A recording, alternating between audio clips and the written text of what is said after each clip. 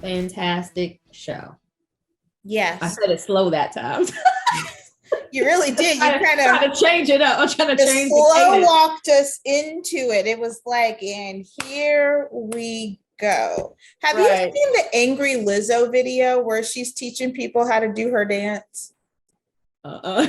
It's kind of Is funny. it a music video or is it just like a video, like a It's like promotional it's a video? TikTok. You know how people do the Oh, TikTok TikTok. dances to her song. So apparently she got angry with people because they weren't doing the right. So she's Oh. like, I'm gonna walk you through. Kind of No, I funny. haven't seen it. Um, but that kind of fits with what we're talking about today. Yes. You're gonna have on Showability, which is Yeah, an Myrna Clayton, organization founder. focused on helping people on the disability spectrum, so visible and non-visible disabilities, helping them to showcase their talents because we They all should. have something. That's right. They should. And it's you may not even think about it because you probably don't see that many people visibly anyway who might have a disability who are performers, and why shouldn't you should, like, absolutely we should. So Right. I love the mission of Showability. Myrna is going to be at one of our graduations coming up soon, but yeah, I you know what, in one of the shows I discovered during the pandemic, I need to go back and start watching it because I had forgotten. I got through, like, I think season 1, and I meant to, like, keep going, but I found like a bunch of shows that on Hulu that I had never, like, even, I just never watched when they really came on TV. So I was going back and watching them. So so Speechless was one that I had come across because I was watching, I don't know. I think I binged watched Fresh Off the Boat. Like, I had never watched that show when it came on the air. And then so I started binge watching that. I was like, this is great. And so then the next thing that came up after I'd finished watching that was Speechless. And it's a show about a family with their eldest son who has cerebral palsy. And the actor on the show has cerebral Oh, I palsy. remember that show. Such a funny show. Like, it is hilarious. And he's hilarious in it. And it's just a great show, but it definitely, the purpose of it highlights obviously the trials and tribulations and the successes and the, just with the family. And they have 2 younger kids, and then they get into all these capers, and it's a cool little show anyway in of itself. But they definitely highlight the fact that kind of, he goes to school and what school he's going to, and they make choices about that. And it was really cool to see that front and center from the very first episode about advocating and how the family had to make adjustments in the way that they live, but also ensuring that the school that he went to, and the interactions and even down to the neighbors and everything else. So it's a cool show. So if y'all ever are looking for something, go and check out Speechless on Hulu. You can binge watch it.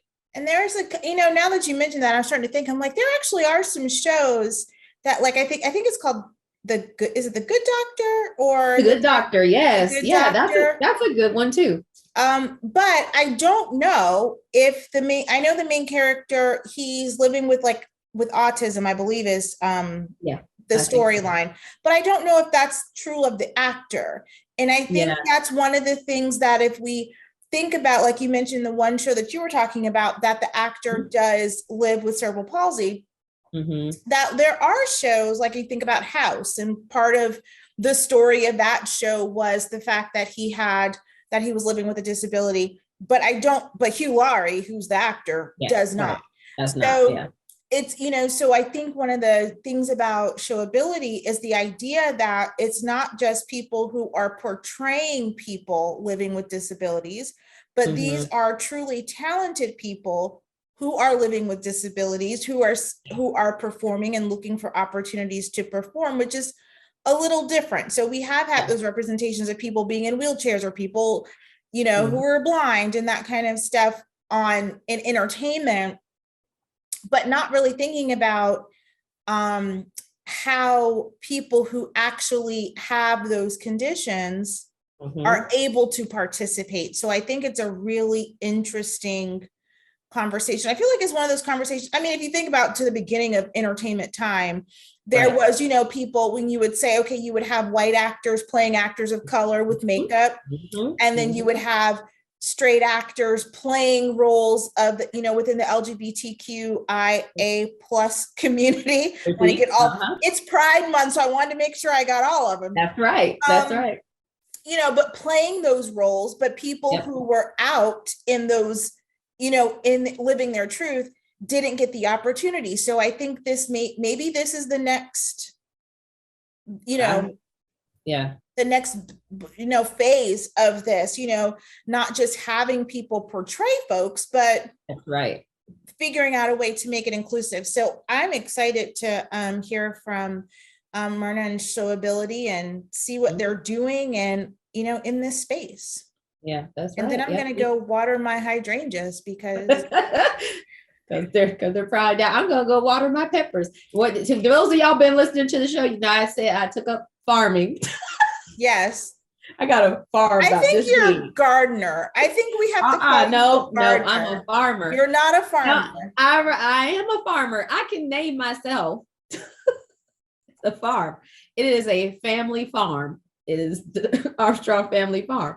And that is what I have. And don't go claiming this on your taxes, because I'm not going to visit you in jail. Can you claim a farm on your taxes? Yes.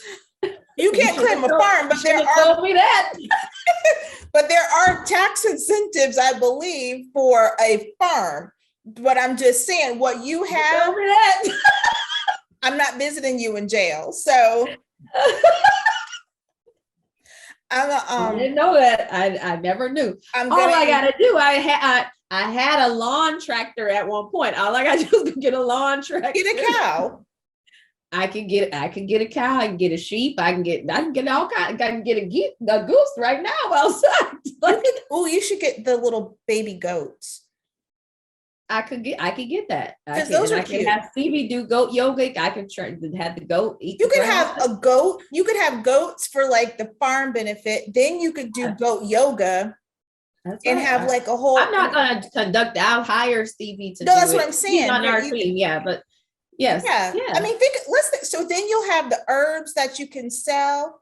You can have like a whole agriculture. It's a farm. I told you I have a farm. It's not a farm yet. I'm starting out. You got to start from somewhere. You just don't have a farm overnight. I fully support the idea of the baby goats because I love a baby goat. Another member of our team does not our marketing team, but our Goodwill team does have goats. And I am still kind of biding my time the next time. I don't know if you don't have a litter of baby goats. I don't think that's what they're called. I don't know what the terminology is. But I kind of am like, well, at some point, the next time his goats have babies, I feel like. Oh, you're talking about Hugh. Yeah, I feel like I was like, wait a minute, you said not Stevie, and I was like, she's the only goat person I know. I mean, she's not a goat person associated with goats because she does goat yoga. She teaches goat yoga. You know what? Does she teach goat yoga? Let's just get into the interview. I know she teaches yoga, but does she teach goat yoga? She does. Oh, I didn't know that. That's why I was going there. I thought you were just saying because she taught yoga, she could. No, she teaches goat yoga too. Did not know that. And Stevie, we know you're listening. Hi, we just had a whole segment talking about you. Yes, yeah, she teaches goat yoga. So that's what I'm saying. I could just hire her because she's already in the business of teaching that. True. Yeah. Anyways, check out, and I hope I wasn't wrong about the actor on speech. I really do. I think he does have cerebral palsy.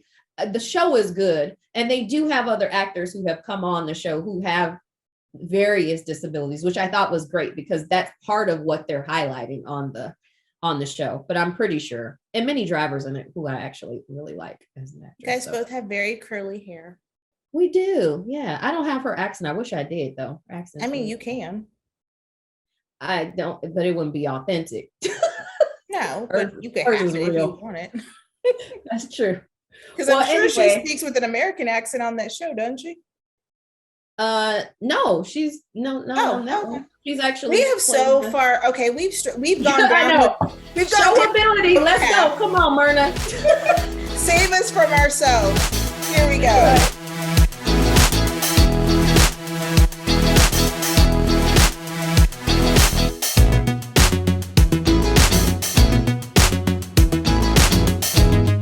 Well, hello, everyone, and welcome back to the Good Work Show. We're excited because we're talking to a new friend of Goodwill's, and she's going to be helping us with a celebration that we have coming up. So, yes, welcome to the show, Myrna Clayton, who is the founder of Showability. Welcome to the show.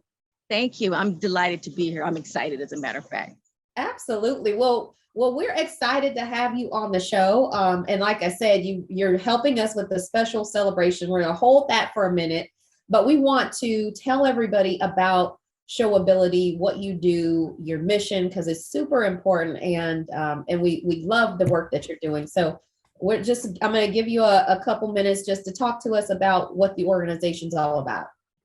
Okay, great. Well, Showability is all about just what the name says, showing ability. Of all abilities. And that said, we're all about showcasing the talents and excellence of performing artists, actors on the disability spectrum. That's those with visible and invisible disabilities, those that were born with a disability or acquired a disability. So we define it as working with artists across the disability spectrum, not just one, but all. Persons across the disability spectrum. And so that's what we do. We have programming. I don't know if you want me to go into that, but we have programming. Do you want me to? Yeah, let's dig in, and Trinice may have a couple questions about your program too. Before you actually get on and on about Showability now. So before you get into the programs and all of the specifics, talk to us a little bit about why this is a good idea. Like, how does this help people who may have a disability, of any kind? Why is through a show, why is that something that helps or, supports them in their lives? I'm a professional singer. That's what I do. I perform internationally. And just to kind of give just a little bit about me, I have an MBA, so I worked in corporate and realized that my calling and my talent, while I was along the corporate ladder, moving there in marketing and marketing research, realized that, my real passion was performing and singing and utilizing my gift, my talent. And so kind of shifted and changed careers. And in that, began pursuing a music career. And so I've been fortunate to be selected by the U.S. State Department to represent American music abroad. And so my band and I perform at U.S. embassies around the world. In addition to that, my band's called the Myrna Clayton Experience. So folks can check that out a little bit later.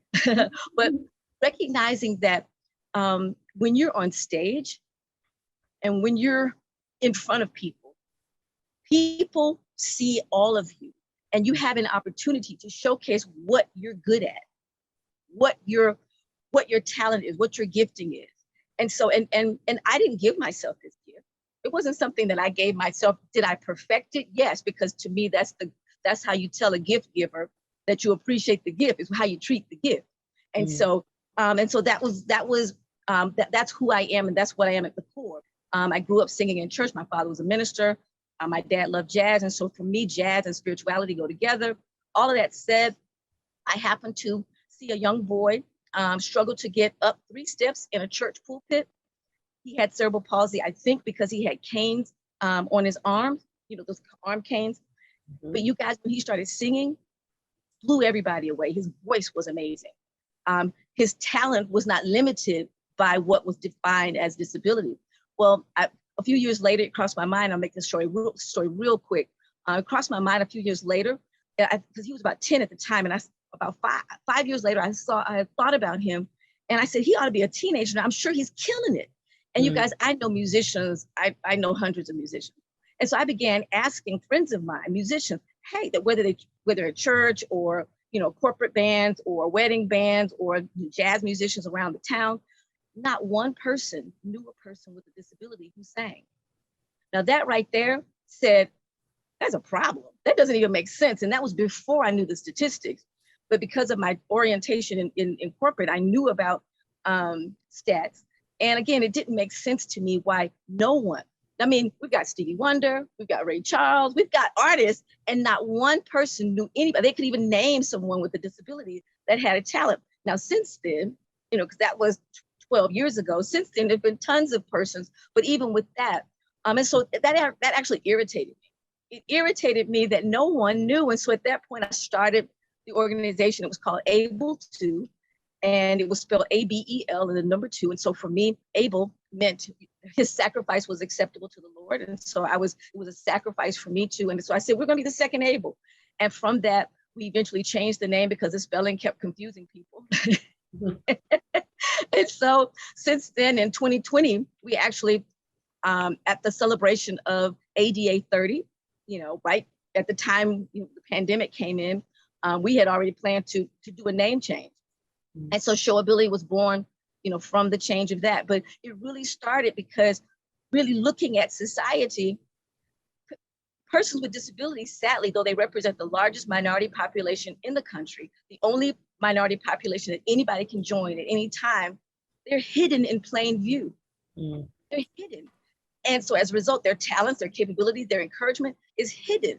And it's like, that doesn't even make sense. And so my quest was to start an organization to encourage them to build their confidence and to be on stage, be bold, to get on stage and showcase what they can do. And so that's where Showability starts. Yeah. So that's a lot, right? Yeah. Yes, that is amazing. And I'm so glad that you brought up the point that, you know, hidden in plain sight, but people, when you asked, and I think we even had a conversation, you're like, name someone, and, you know, Stevie Wonder and, you know, Ray Charles, they didn't immediately come to mind. Somebody else did, but then you're thinking like, wait a minute, literally. And I think a lot of times because we are so blown away by their talent, like we're not even thinking. And I love the story that you told about the young man who, you know, because a part of what you're doing is providing access. So he wasn't able even to get to the stage in a way that allowed him to perform in just easily. And so that's part of what you do in sort of your programming, right? In your advocacy part. So tell us a little bit about, get into that programming, because that I think is key, is that we don't even realize sometimes the actual stage, the physical parts of what, you know, what acting and what arts and what, you know, the things that we have, the places aren't even conducive to allowing for that sometimes with some of the performing artists that you serve. You know, it's crazy because the two most inaccessible facilities are theaters and churches. You can't get in the pulpit.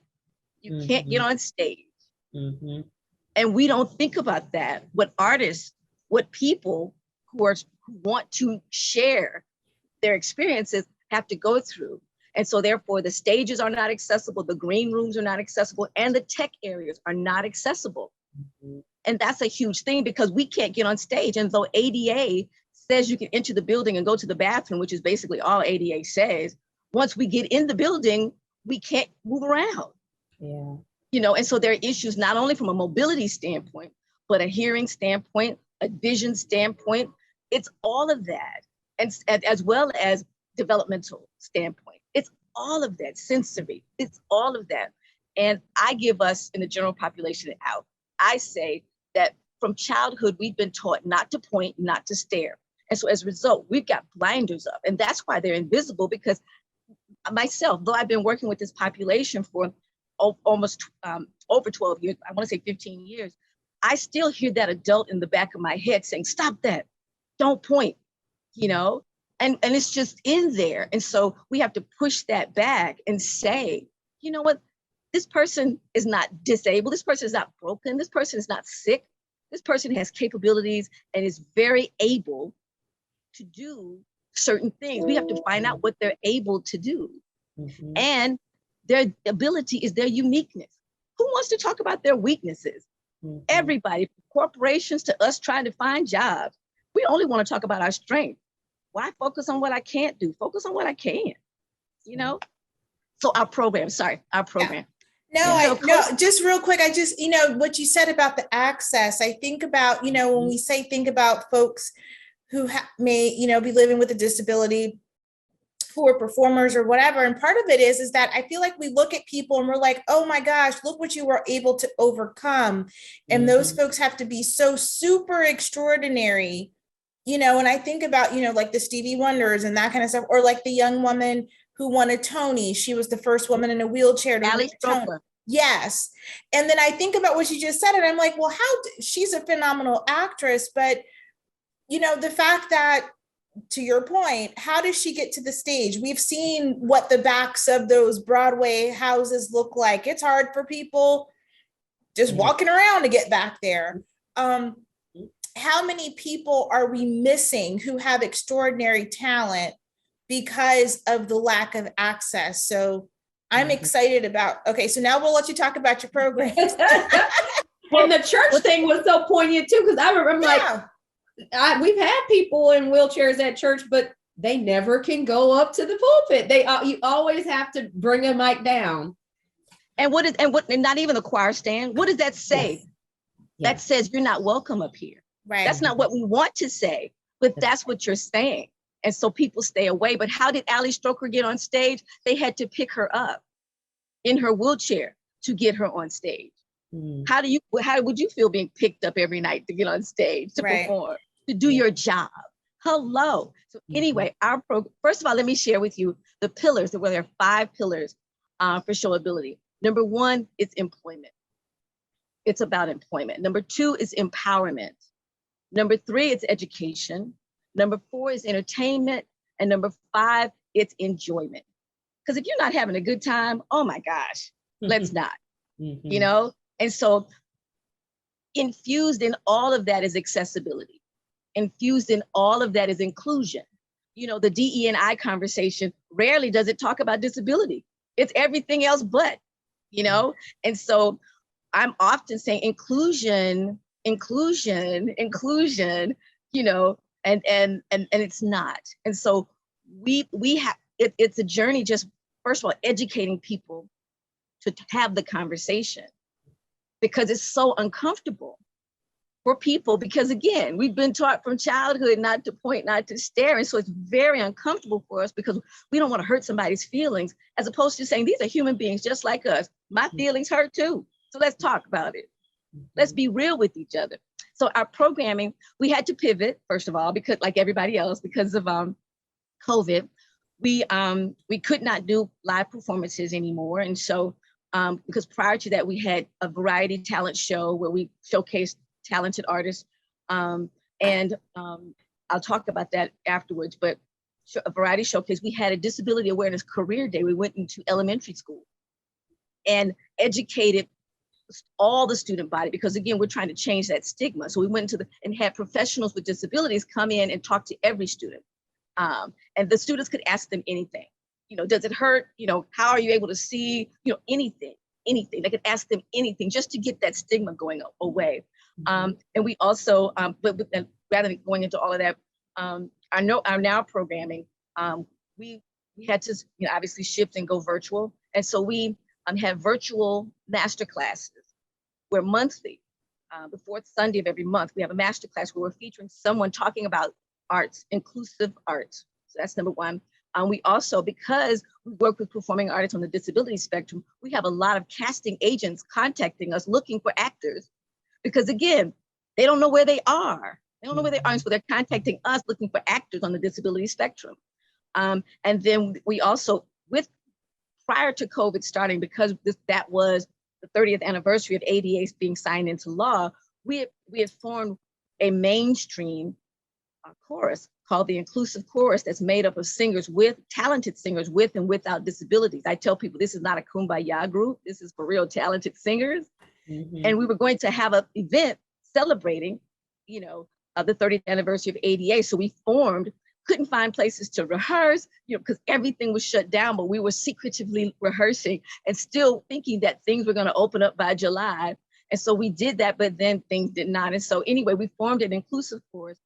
And so we have that group. And as a matter of fact, July 26th of this year, we're celebrating what we're calling ADA 30+2. So we're doing that. And so we're just really having a great time bringing to the attention the talents, because here's the other part of that, where we're weirding out with people with disabilities. You know what? Because of that, they feel weirded out because of us. Many of them don't want to come into the spotlight because no one wants to be stared or jeered at or poked at. You know, we don't want that. And so they don't either. And so we've had a hard time, and we're looking for talented persons because it's a safe place. It's welcome. Come here, you know? And so that's what we do. And again, it's all our North Star is to be for the arts and entertainment industry what the Paralympics and the Special Olympics are for the sports industry, showcasing talent and excellence. That's what we do. That's awesome. So Myrna, well, you are, and as I sort of alluded to a little earlier, you are helping us out with the celebration that we have. So for those of you who are, listeners to the show, you know that Trinice and I work at Goodwill of North Georgia, and we have every year 3 graduations to celebrate the people who have gone through Goodwill's programs and graduate at the end. So whether they're going through our welding program, or they're a veteran and they went through our workforce development program, or they're a youth, or so many other programs that we have. We have to have 3 graduations because our territory is so spread out, and we want to make sure everyone can get to one. And so we will have one upcoming in Athens, and Myrna is going to bless us with her beautiful talent and perform there to help us celebrate. And if you all know, not only do we serve individuals who come in who are looking for jobs, but we also very much in our heart and in our DNA are always looking to serve people with disabilities. As part of what we do at Goodwill. We serve everyone. So no matter who it is, as long as you're looking for a job, we can help you. But we do have some programs that are dedicated to individuals who have a disability and who want to work, because as you mentioned before, Myrna, there are so many, and I love the pillar about the workforce development and employment, because that is, again, that's at the heart of what we do at Goodwill. And we know there are great jobs. There are great jobs behind the camera and behind stage. And, exactly. You know, if they can't even get access to even physically get there, or people aren't even looking for that, not alone just being on front of stage, but there are so many things. And we're now, I guess, Hollywood of the South, right? Atlanta is, and there's so many opportunities for work, for people to work in a gig function or just to work full time, but to even be behind the camera, be producers and be editors and, you know, be grips and all of those things. And so there are some great opportunities for people who might be on the disability spectrum to even work in those positions as well. So we're so glad that you're going to join us for that and highlight a little bit too at the graduation about showability. Exactly. You know, this past December, we were able to place 9 persons that were background actors. In addition to that, we were able to place 2 persons on the autism spectrum as for the first ever production assistants on an actual film series. That's and great. So this has never been done before. And because people are becoming aware of the capabilities, you have to be trained. People think that, okay, I'm going to just be discovered. No, you have to be prepared for that discovery. You've got to be trained. You have to continue. I mean, all of us continue training, continuing to up our game. And so we take classes. And so, yes. And so I'm excited to be able to talk to persons. You guys have this statement. I think it's, I wrote it down because I was like, yeah, that's what we do. It's building confidence by learning and applying knowledge. And so that right there is what we do. It's building confidence, because you got to be confident first to then learn and then apply. You can have all the knowledge if you want, but if you're not applying it, then it's not going to benefit anybody, not only not benefit you. And so it's having that kind of encouragement for all people, all abilities, to say, you know what, this is a first step for you. You've accomplished, you've gotten training. Now it's time for you to apply that training that you got. And then guess what? Be a lifelong student. Always learn, always improve, always. I'm a vocal coach. People come to me for coaching. I go to training, you know, for vocal coaching. So we're always perfecting our craft because it's what we do. It's what we do. And so to be able to Even you mentioned gig economy. Well, guess what? The workforce development is not prepared for gig economy. It's not, but they better get ready for it because that is what it is. And so we certainly would like to collaborate with Goodwill because we're on the forefront of that because that's what we do. And so, yes, being able to talk, to just put the idea in someone's mind that, oh, you're good at technology. Well, have you thought about taking your knowledge of editing and going into a career, even if it's not film? Because of social media, because of Zoom, because of all of this, all of a sudden now you have a career, you know, and it's, and what? You can have your own business? Okay, yes. All of these are possibilities, and open your minds to possibilities. And so I want to be able to just kind of, you know, what to say, some plant, some, you know, some water, some plant, only God gives the increase. Well, I don't know where I am on the continuum for whomever I'm going to be sharing with, but I just want to be a part of it. I want to be a part of that continuum so that God can increase for them and sprout some awesome things. Because hello, Goodwill has already started that process. Awesome. That's awesome. So this has just been so interesting and uplifting and entertaining. Yeah. All of those things. So tell people where they can go to find out more about you, support your efforts. Once the shows are back and running, where can they go find out that? Where can people go to find out more? Check this out. One program that I forgot to mention that's vital for us right now is we actually started Showability's social media ambassadors, which means we've got a crew of folks across the disability spectrum that have us on Instagram, Twitter, Facebook, and they're involved and engaged. And so any of those platforms, we are there. In addition, we have our website, which is Showability, just like it is spelled, just like it sounds, .org. And so it's showability.org. And so that's where we are. And they can touch base, tap in, definitely follow, like, whatever you have to do. Come with us.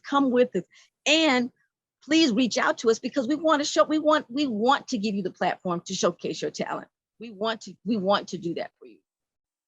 Awesome. Well, Myrna, it's been a complete pleasure. We're excited to have you at our graduation and to hear your performance and get the word out about Showability and what you do. So if you all are listening, please make sure you like, follow, share, go on, follow them on social media, tell the story about Showability. And if you know someone who is talented and looking for an opportunity, send them Myrna's way so that she can put them on stage.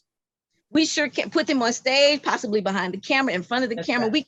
Whatever their ambition is, just let us know. We can help, what other organizations help you build that confidence to showcase your strengths.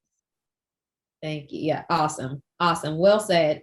Well, thank you so much, everybody, for tuning in to this week's Good Work Show. We're excited, and thank you again, Myrna. Thank you. Thank you for having me. Thank you very much.